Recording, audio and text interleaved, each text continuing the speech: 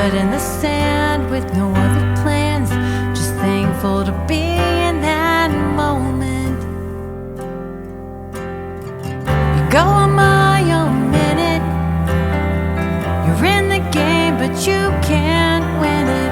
Cry your eyes out in private, tired of being stuck on autopilot. You stay busy so you don't have to feel, don't have to deal with the pain. You keep secrets so that nobody knows, don't let it show, but the fact remains, been faking your way through your life, lying when you say everything's just fine, when you know deep down inside your heart is aching, breaking, broken. Stay busy so you don't have to feel, don't have to deal with the pain.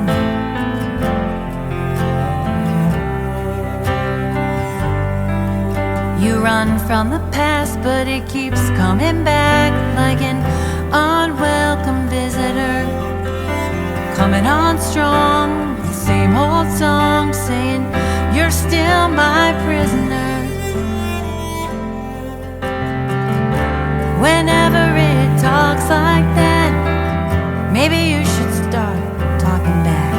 It's gonna hurt like hell to go there. You don't have to go there. You can stay busy so you don't have to feel, don't have to deal with the pain. You keep secrets so that nobody knows, don't let it show, but the fact remains, been faking your way through your life, lying when you say everything's just fine, when you know deep down inside your heart is aching, breaking, broken. Stay busy so you don't have to feel, don't have to deal with the pain. Deal with the pain.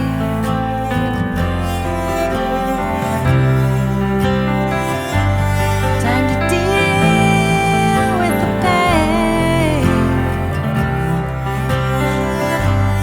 Go and feel the pain.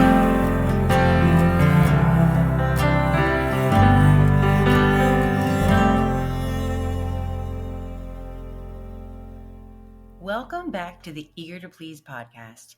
We're back this week with a new theme that we'll be talking about for the next 4 weeks on avoidance. And I can't think of a better way to kick things off than by writing and sharing a song about it. The song you just heard, Stay Busy, was written with my dear friend and mentor, Steve Seskin. As both of us are masters at avoiding conflict, this song was a pretty easy one to write, pulling from personal experience.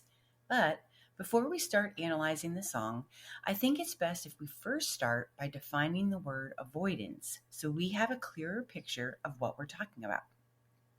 According to the Oxford Dictionary, avoidance is generally defined as the action of keeping away from or not doing something or preventing something from happening.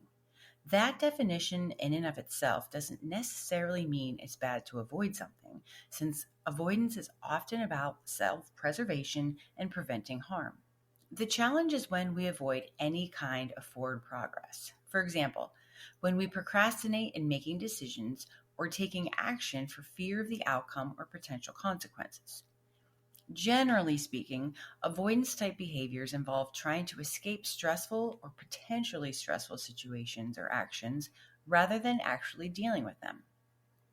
I wanted to share a quote from an article in Psych Central related to our theme this month. It says, "It's normal for human beings to seek pleasure and avoid pain. Some of the ways in which we seek to avoid pain are adaptive or healthy. For example, many of us take precautions with our bodies in terms of dietary and lifestyle choices to avoid health problems. But avoidance becomes tricky and potentially problematic when it's applied to our inner world. The elaborate ways we turn away from and avoid difficult emotions can get us into trouble that can wind up worse than the emotions from which we were running. Now, let's compare that to the chorus we wrote for Stay Busy, which, just for the record, was written before I read this article. We wrote, "You stay busy so you don't have to feel, don't have to deal with the pain. You keep secrets so that nobody knows. You don't let it show, but the fact remains. Been faking your way through your life, lying when you say everything's just fine, when you know deep down inside your heart is aching, breaking, broken. You stay busy so you don't have to feel, don't have to deal with the pain." This hits that quote right on the head. No one likes feeling pain. That's obviously why we avoid it. But choosing to avoid those hard decisions usually results in making situations far worse than they might have been if we had only dealt with whatever it was to begin with.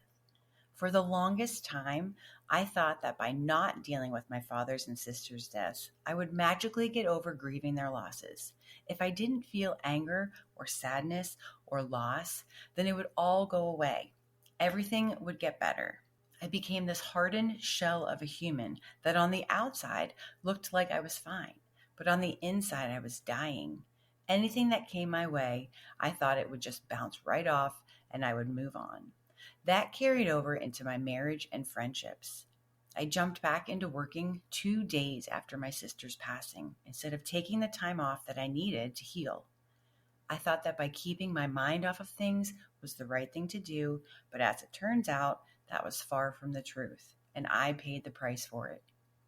Going back to our song Stay Busy, I think my favorite part is the bridge where we say, "It's going to hurt like hell to go there, but you don't have to go there."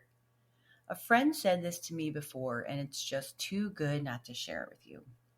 She said, "You have to be like a firefighter and run into the fire, not away from it. If you don't run straight in, the person inside you're trying to rescue is going to die." That's kind of what we're saying here in these two lines. But on the flip side, no one can make you go there. You have to be willing to do the work, to feel the pain, and then feel what it's like to deal with the pain and move forward. I can attest that the pain never goes away completely. I still get sad around Valentine's Day and on 11/11 when I think about the anniversaries of my dad and sister. But the pain has definitely lessened over the years. And sometimes that pain is even replaced with a smile when I think about the good times I shared with both of them, rather than the sadness I felt losing them. What I've learned is that avoidance keeps you stuck. And by running away from situations you don't want to deal with or know how to deal with, that only creates misery and suffering. How do you manage avoidance in a healthy way, you ask? You'll have to join me for our special guest episode this month to find out. Thank you so much for joining me on this episode of the Eager to Please podcast, and I look forward to having you join me next week so we can continue our conversation.